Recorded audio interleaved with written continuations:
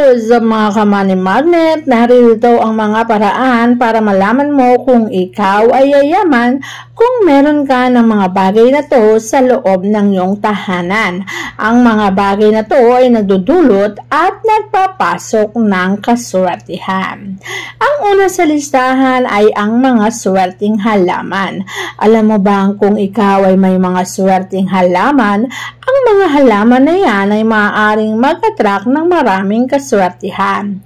Ang mga halaman kasi ay nagpapasok ng positibong yang na kung saan ang active na enerhiya na yan ay nagbibigay ng active na pagpasok ng blessing. Maaari kang maglagay ng money tree, fortune plant, jade plant at iba pang mga masaswerteng halaman upang mag-attract ng kaswertihan sa loob ng iyong bahay.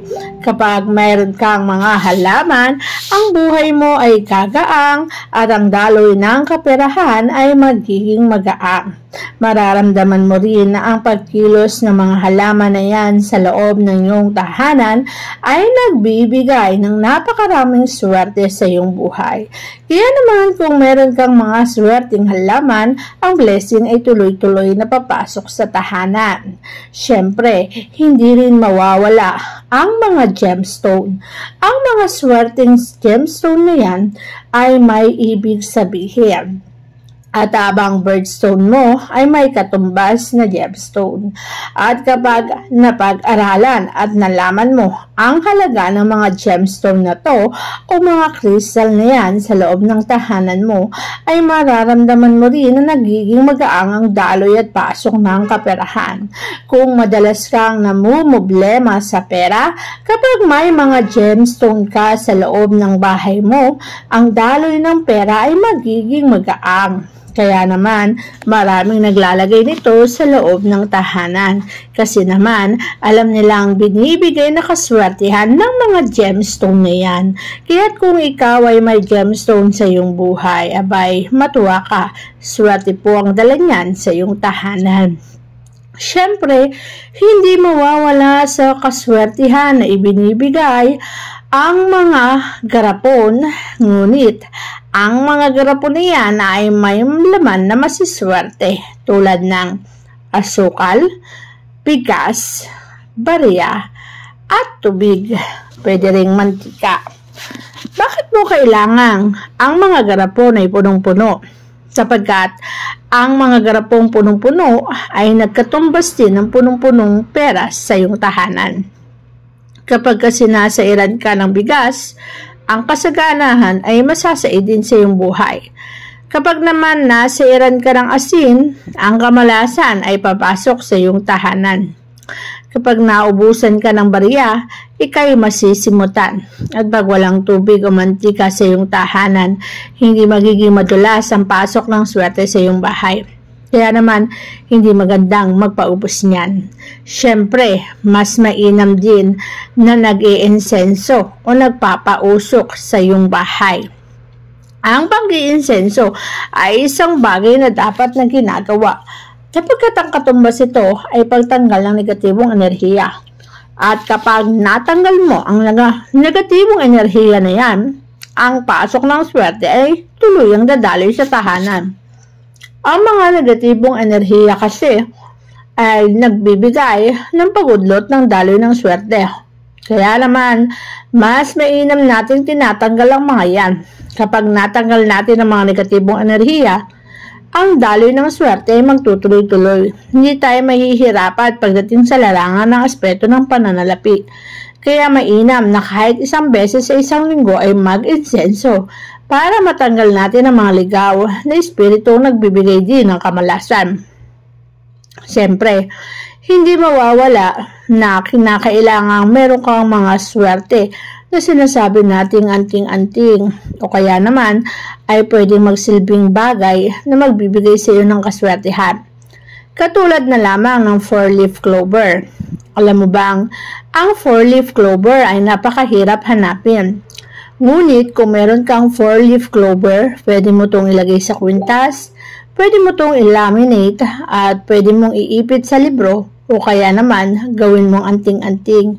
Napakahirap lamang maghanap ng 4-leaf clover. Pero marami ang natutuwa at nasisiyahan kapag meron sila nito. Alam kasi nila ang halaga at swerteng binibigay ng 4-leaf clover, na kapag meron ka nito, ay siswertihin ka sa buhay mo. Yung bang tipong para siyang anting-anting na anumang kahilingan mo ay matutupad kapag meron kang 4-leaf clover.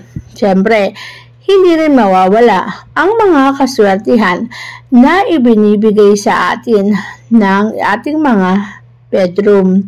Sa ating mga bedroom, dapat ito'y malawak at malinis, at syempre, huwag mong kakalimutan na dapat ang mga elemento ay nakakaikot sa loob ng tahanan. Alisin ang mga kalat, i-maximize lamang. Huwag mong hahayaang may mga salamin. Huwag mo ring hahayaan na madumi ang iyong kwarto. Dapat ito'y palaging malinis at nagpapasok ng swerte. Para sa ganon, magpaikot-ikot ang positive energy. Ang yang energy na yan na nagpapaikot sa tahanan ay maaaring magdulot ng kaswertihan. At kapag ito'y nagdulot ng kaswertihan, ikaw rin ang makikinabang. Maraming swerte ang papasok sa iyong tahanan. Hindi rin mawawala ang napakaswerte nating halaman na katulad na lamang ng mga snake plant. Alam mo bang ang snake plant na yan ay naglilinis ng hangin na ating nalalanghap? Kapag may snake plant ka sa tahanan, ay maaari itong makapagbigay na isang malinis na hangin at makapagpasok ng kaswertihan. Mas maganda na ang snake plant na yan ay inilalagay natin sa ating mga sala. Kapag nasa sala ang mga snake plant, magpapasok to ng maraming atraksyon pagdating sa benepisyo ng kaperahan. Ang snake plant kasi ay naglilinis na ng hangin, nagpapasok pa ng swerte. Kaya mainam na meron ka nito sa iyong tahanan. Huwag na huwag kang magpapawala ng snake plant para ang kaswertihan ay mapa sa iyong buhay. Sapagkat kapag ang kaswertihan ay nasa iyong buhay, ang kaligayahan ang mangingibabaw.